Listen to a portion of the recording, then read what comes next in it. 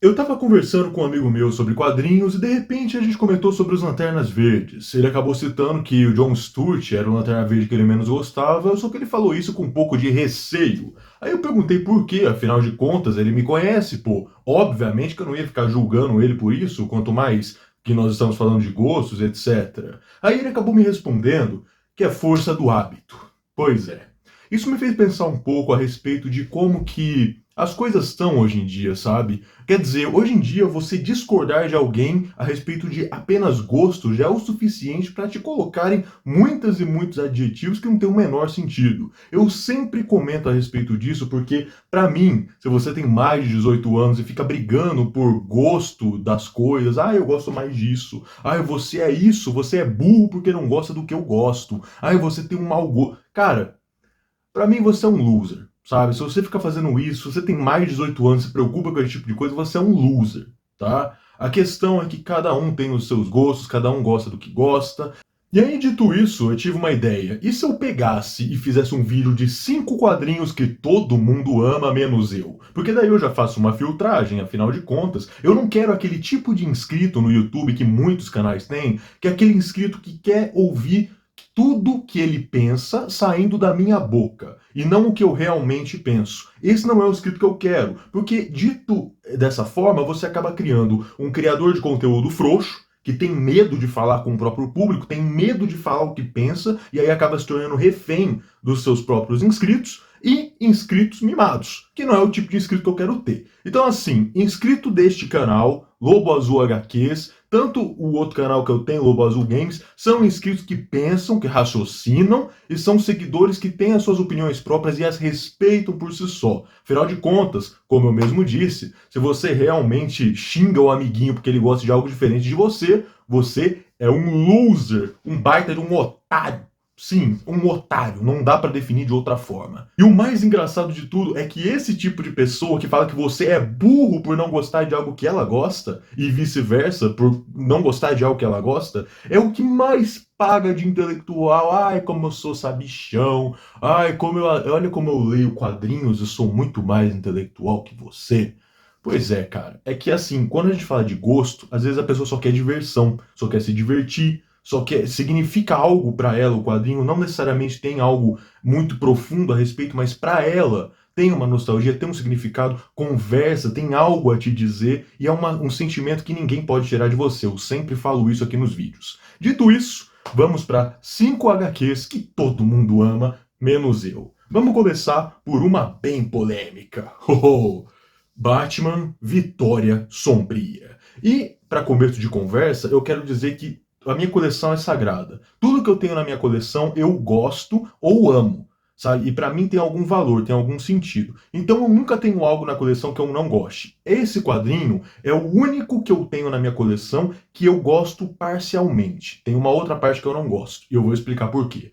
Muita gente paga muito pau para essa história. Vitória Sombria, pelo Jeff Loeb e o Tim Sale, os mesmos escritores do Longo Dia das Bruxas, e essa história sim, que tá bem ali na minha biblioteca, eu amo o Longo Dia das Bruxas. Pra mim é top história do Batman de todos os tempos. Só que eles foram criar uma sequência do Longo Dia das Bruxas, que é o Vitória Sombria.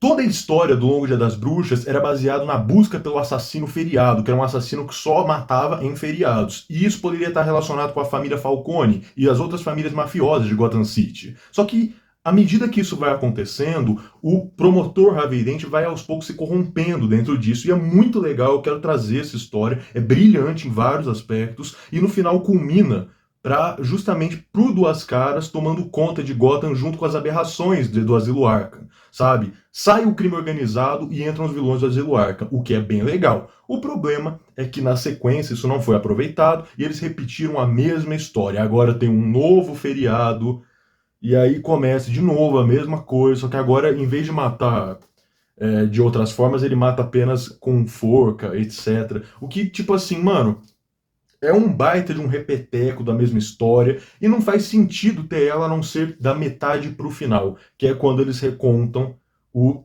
Robin, a entrada do Robin dentro da história.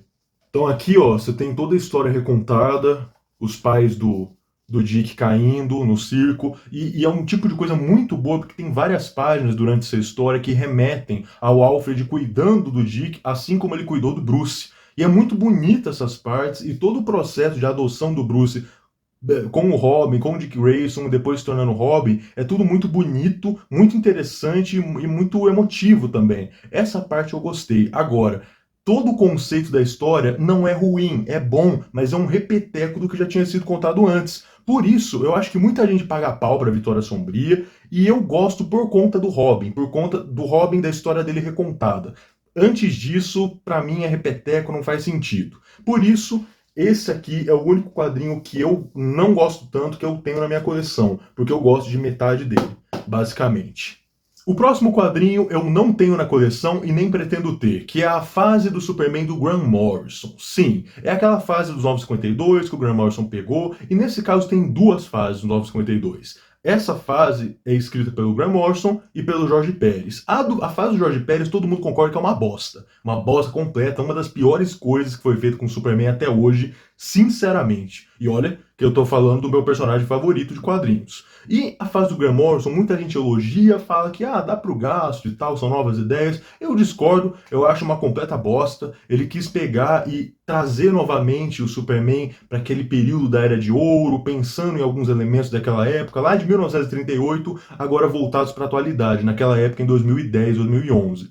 Mas assim, a forma como ele faz isso não é interessante, não é boa, nem de perto chega perto, por exemplo, da fase do John Byrne, que é uma fase que eu tenho aqui, ó. Saiu em formato de sagas aqui na Panini também, mas também tem essa edição da Eagle Moss com o primeiro arco, mas é uma fase, tem vários, né?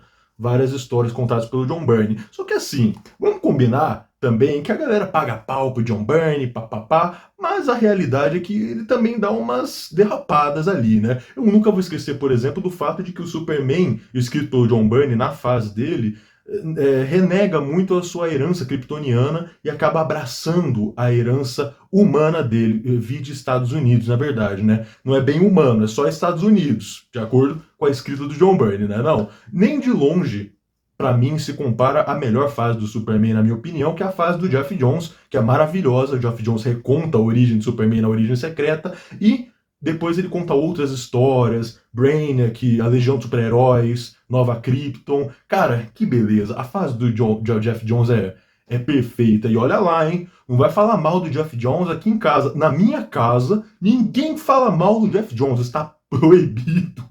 Está proibido falar mal do Geoff Johns. Se você quiser falar um pouquinho mal do John Byrne, tudo bem. Do Grant Morrison, olhe lá, né? Se bem que assim, eu acho a escrita do Grant Morrison bastante confusa, sabe? Ele é aquele tipo de escritor, cara, que não ajuda na hora de você entender o que ele está escrevendo nas histórias. E, sinceramente, eu acho que ele, né, é um pouco superestimado em alguns pontos. Porém, eu amo a fase dele na Liga da Justiça. Aquilo sim é um trabalho que eu gosto do Grant Morrison. A fase do Grant Morrison da Liga da Justiça é maravilhosa. Tanto a Nova Ordem Mundial, Liga da Justiça 1 milhão, Terceira Guerra Mundial, depois a Torre de Babel e Terra 2. Nossa, quantos arcos bons que ele escreveu nessa época. Mas não é o caso do que ele fez com o Superman. E é por isso mesmo que eu não curto, né? E outra coisa, me lembrei agora. Eu nunca vou esquecer ele fazendo o Senhor Milagre ser corno. Sim, a Barda beija, tem um lancezinho ali com o Superman durante a fase do John Byrne. A grande Barda e o Senhor Milagre. Tipo assim, o melhor casal, o casal mais fofo dos quadrinhos, junto com o Arqueiro Verde e a Canário Negro. Infelizmente, John Byrne fez o Senhor Milagre ser corno. As atrocidades do John Byrne todos os dias aqui, né? Referentes ao Superman. Fazer o quê? Mas eu tô brincando também, né? Vamos combinar que ele também fez muita coisa boa. O começo é muito bom. A fase do Homem de Aço, né? O arco do Homem de Aço no começo é muito bom também. Depois que acaba desandando, começa aquela parada tipo clone da Supergirl, que na verdade não é a cara, na verdade é uma outra Supergirl, e daí. Ai, as atrocidades de John Byrne. Enfim. Vamos agora para o terceiro lugar. Só que nesse caso eu vou colocar dois. Porque não bastava ser um top 5, né? Eu resolvi fazer um top 6 ou top 7, sei lá, foda-se. Virou um top 5, 6, 7 agora, tá? Então no nosso top 5, 6, 7, Eu também tenho o Batman Xamã, ó, muita gente vai ficar puta, hein? E também o Batman Ano 2. Por quê? Por que que eu escolhi juntar os dois e não fazer um depois do outro? Porque eu não gosto dos dois justamente por uma coisa. Os dois arcos têm elementos que eu não considero legais dentro da mitologia do Batman, que são elementos fantasiosos. Fantasiosos que eu digo místicos, tá? Porque existem elementos fantasiosos. A Era Venenosa, Senhor Frio, tem elementos fantasiosos, claro. O morcego humano. Mas aqui eu tô me referindo a misticismo. Eu não acho que combina com o universo do Batman. E o Batman Xamã é todo sobre misticismo. Eu acho que tira essa noção do Bruce Wayne ter treinado e tudo mais. Eu acho que não gosto. Eu prefiro as histórias do Batman baseadas em criminalidade, guerra urbana, combate ao crime, corrupção, polícia, milícia, política. Tipo, eu acho bem legal esse tipo de história nas histórias do Batman. Ah, e quando não é isso, eu gosto muito daqueles vilões que trabalham psicológico, né? Dessa questão de insanidade, loucura, patologias insanas dentro das lutas do Homem-Morcego contra seus vilões. Tudo isso eu acho muito foda, né? Mas agora, esse lance misticismo eu não curto. Agora, Batman Ano 2, eu amo Batman Ano 1, eu fiz a review e a minha análise dessa história aqui no canal, vocês viram, é o meu primeiro vídeo nesse canal, acho que a maioria viu. E assim, Batman Ano 2 não tem nada a ver, cara. Puta, primeiro que já começa na porra da capa o Batman pegando uma arma. Tudo bem que quem leu, porque daí começa, né? Ah, Batman armamentista, que Batman armamentista? Pau no seu cu, claro que não, porra. Claro que não. A questão é que é um clickbait. É. Batman Ano 2, ele é tão bom que ele é o primeiro clickbait dos quadrinhos. Olha só, né? O cara vai achando que não, porque o Batman vai usar uma arma. Não é. Quem leu a história sabe que não é bem assim, né? Não é bem assim. Só que é uma questão que é o seguinte, além dessa porra desse clickbait na capa bizarro, do Batman usando arma que no final não é isso, ele não usa arma, tá? Ele não usa arma na história. Antes que venha alguém falar merda. A história é sobre demônios. Então, assim, existe um misticismo de demônios dentro dela. Eu acho que não tem nada a ver, mas nada a ver. Era para ser uma continuação, entre aspas, do Frank Miller. Quer dizer, não foi escrito pelo Frank Miller, mas tô falando que o ano 1 foi escrito pelo Frank Miller. E a escrita não tem nada a ver. Cara, eu não gosto de Batman Ano 2. Eu excluo, porque o bom de quadrinho é que tudo que você não gosta, você exclui. Foda-se. Eu tive a brilhante ideia de excluir do canon. Aquilo não é canônico. Igual esse jogo do Esquadrão Suicida agora que saiu, né? Que teoricamente tá na saga Arca. Tá não, foda-se. Tá não, exclui do canon, foda-se. Quem manda é você. Quem manda é o leitor, ou o jogador, no caso. Acabou. Foda-se. Não existe. Finge que não existe. Finge demência. É o que eu faço com Batman Ano 2 e Batman Xamã. Eu finjo demência, foda-se. E são histórias que a maioria gosta, né? Batman Ano 2 nem tanto, mas o Batman Xamã a galera paga muito pau. E eu já tive o Batman Xamã, inclusive, em capa cartãozinha e tal, passei pra frente, vendi. Já falei que eu só tenho na minha coleção o que eu curto mesmo, o que eu amo e o que pra mim tem significado, né? Agora vamos pra próxima. Eu tô do quê? No quarto? Bom, tô no quarto 5, 6, 7, né? Foda-se. Próxima história que eu tô me lembrando aqui na minha cabeça, na minha cacholinha, é Lanterna Verde, Crepúsculo Esmeralda. Cara, essa, pra quem não sabe, é aquela história dos anos 90 em que o Hal Jordan enlouquece, ele pega os anéis, ele mata um monte de lanterna e ele fica do mal, né? Aí ele vira o Parallax. Só que isso foi dito, isso foi feito depois. Porque eu já vi muita gente de idade, sim, gente de idade, idosos de 30 anos, seus idosos de 35 anos aí. Tá bom, agora os caras vão ficar putos. Porra, gente, eu tenho 25, tô quase chegando lá, né? Já tô coroa, daqui a pouquinho já tô coroa. Mas assim, o lance é que isso foi feito na época de uma maneira a demonizar o Hal Jordan e transformá-lo num vilão na época para dar espaço pro Kylo Rayner. Por que eles fizeram isso? Porque eles queriam causar polêmica e vender, assim como foi feito com a morte do Superman na mesma época e também a queda do morcego, anteriormente a isso com o Batman. Aí eles queriam fazer essa polêmica, tanto que na mesma época a própria Diana, a Artemis tomou o lugar da Diana como Mulher Maravilha, enfim, coisas dos anos 90, né? E uma dessas polêmicas era trocar pelo Kyle Rayner, o posto de Lanterna Verde, da Terra. Só que isso não faz sentido, porque na época já tinha o Guy Gardner antes, e também tinha o Jon Stewart, então assim, foda-se, sabe? E, inclusive é muito interessante porque o Kyle Rayner é muito parecido fisicamente com o Hal Jordan, né? Os dois são caras assim, brancos, com cabelo castanho. Realmente não teve muito sentido nisso. A diferença é que um é piloto de avião e o outro é desenhista. E na época eles queriam causar, né? E eu vejo muito tiozão, muito tiozão. Eu vi um cara falando isso, né? Eu vi um cara falando isso e eu fiquei puto. Que é o seguinte, porque a Crepúsculo Esmeralda é muito melhor do que a Noite Mais Densa, do que a fase do Geoff Jones. Velho, falou mal do Geoff Jones, aqui em casa já viu, né, cara? Aí eu vou ficar puto. Tô zoando.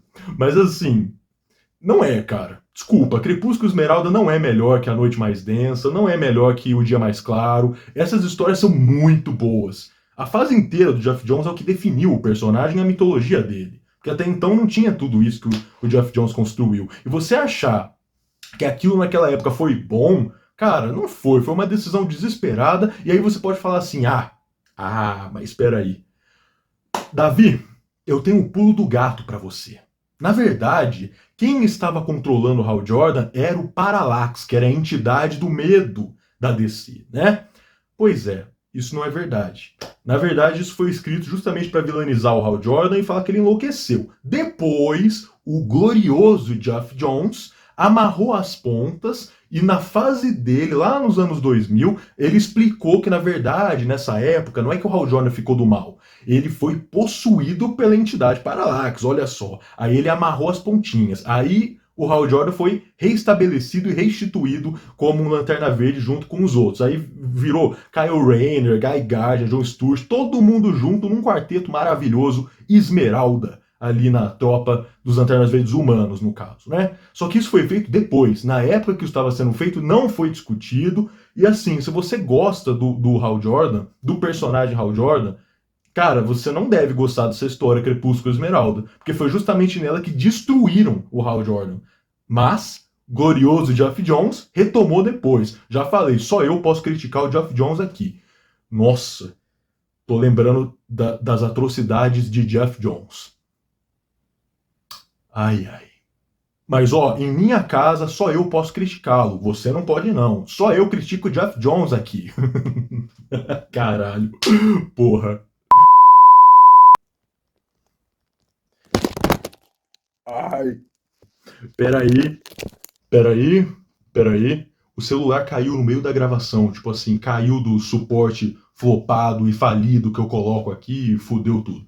Enfim, não podemos parar, não é verdade? Não vamos parar. O show tem que continuar. Vamos falar agora sobre uma outra HQ que todo mundo paga pau e eu não gosto. Injustice. Sim, Injustice. Tem o jogo, mas tem os quadrinhos. E aqui eu falo do universo Injustice como um todo. Eu acho que assim, para a época foi muito interessante. O problema é que saiu do controle. Primeiro que isso desgastou muito a imagem do Superman na época. Eu vi um monte de moleque de 13 anos achando lindo. Nossa, Superman ditador, cara. Que legal. Como eu me identifico com ele agora, não é verdade? Essa molecada de 13 anos, né? Pena que tem uns marmanjos também de 40 que também prefere ele assim, né? Mas acontece. Mas assim, no geral, num contexto geral, eu acho a história muito interessante como um universo alternativo. Só que assim, eu acho que não faz sentido algumas coisas. O Superman é muito forte, é verdade, ele é muito forte, ele é mais forte da Liga da Justiça, etc. Só que ele não é tão forte assim pro mundo inteiro da DC se ajoelhar por ele. Sabe? Tipo assim, existem outros personagens muito mais poderosos que poderiam dar conta sim. Por exemplo, o próprio Senhor Destino é um deles, entre outros, dariam conta dele. A própria Ravena, todo o núcleo mágico da DC, Zatanna, Ravena, Constantine, Senhor Destino, esse núcleo místico, desafiador, né? Todos eles dariam um jeito com Superman, sabe? Nem que fosse para bolar um plano melhor, assim, bem pensado, planejado, porque o Superman tem problemas com magia. Se você quer atingir o Superman, tem que usar magia no processo. Não que ele seja vulnerável como Kryptonita, mas ele consegue ser atingido com isso. E, por exemplo, o Shazam toma um pau do Superman nesse universo, né? Só que o Shazam é tipo pau a pau com o Superman. Shazam é muito forte. E os socos do Shazam atingem ele porque os socos do Shazam são embebidos com magia, né? Então acabam afetando ele. Ele não é, ele é vulnerável, ele não é invulnerável aos golpes do Shazam. entendeu? Então esse tipo de coisa acaba pegando, sabe? Coisa que, por exemplo, a história O Reino do Amanhã respeitou.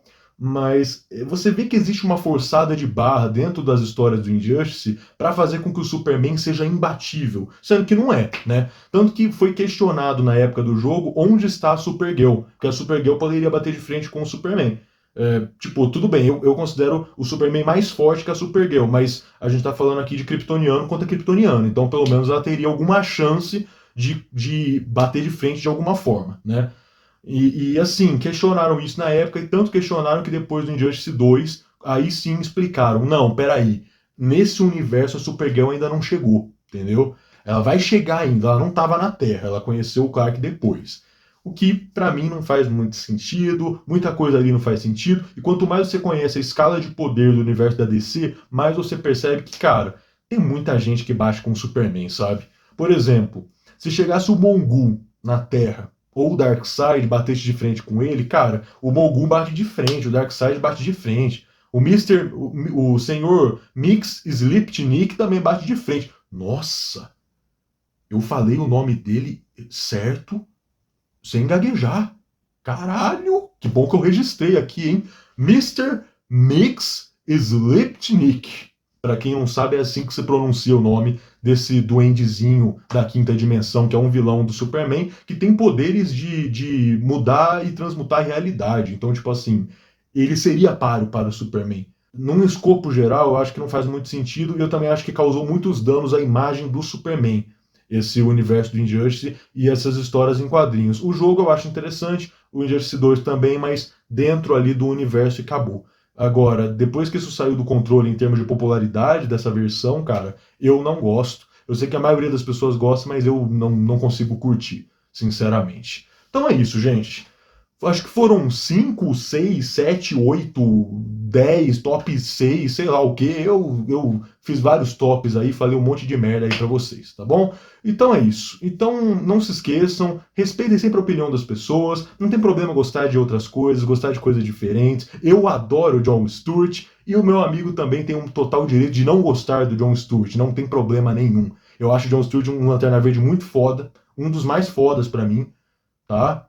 Mas ele tem o direito de não achar. E tudo bem, beleza? O importante é a gente curtir quadrinho e ter essa maturidade de respeitar a opinião do próximo. Se você não fizer isso, você é um otário. Um completo otário. Simples assim. Valeu, galera. Até o próximo vídeo, que daqui a pouquinho tem mais.